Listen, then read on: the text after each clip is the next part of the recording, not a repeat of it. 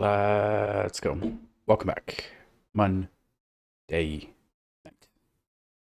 Hope you're having a lovely Monday night. I've got a chessboard. Back to standard chess. Let's go.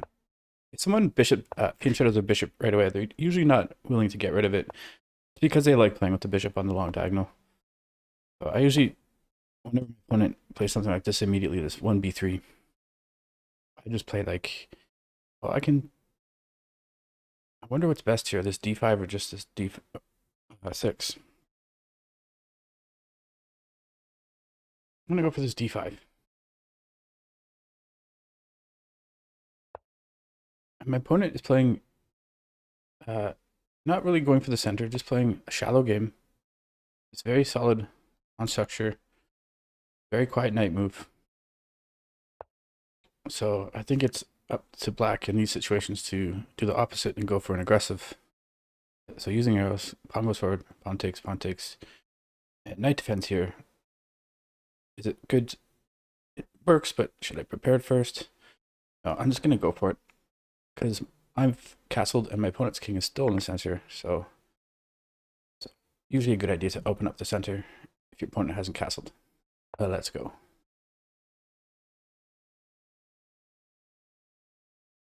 Maybe to support the knight coming in. Oh, what's this knight doing? What's this? Yeah, I'm gonna. Oops. Go for this idea to get the knight to the king side.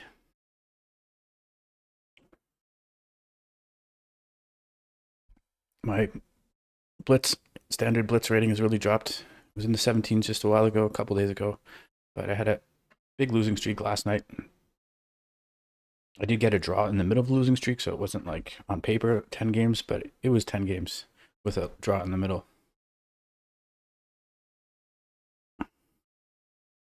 So yeah, sticking to plans.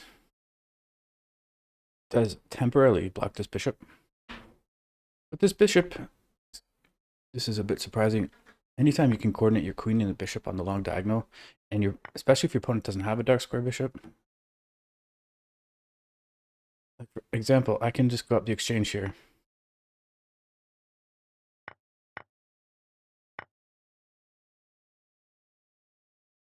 And then what? Yeah, just grab a nice pawn chain. My opponent, like I said, has been playing quite... Okay, giving back the exchange.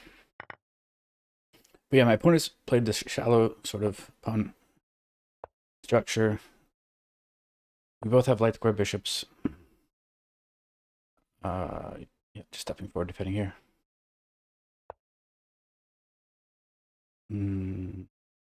Yep, this idea. Can't play it here. Have to drop the bishop back. And look how this knight is dominated by this bishop.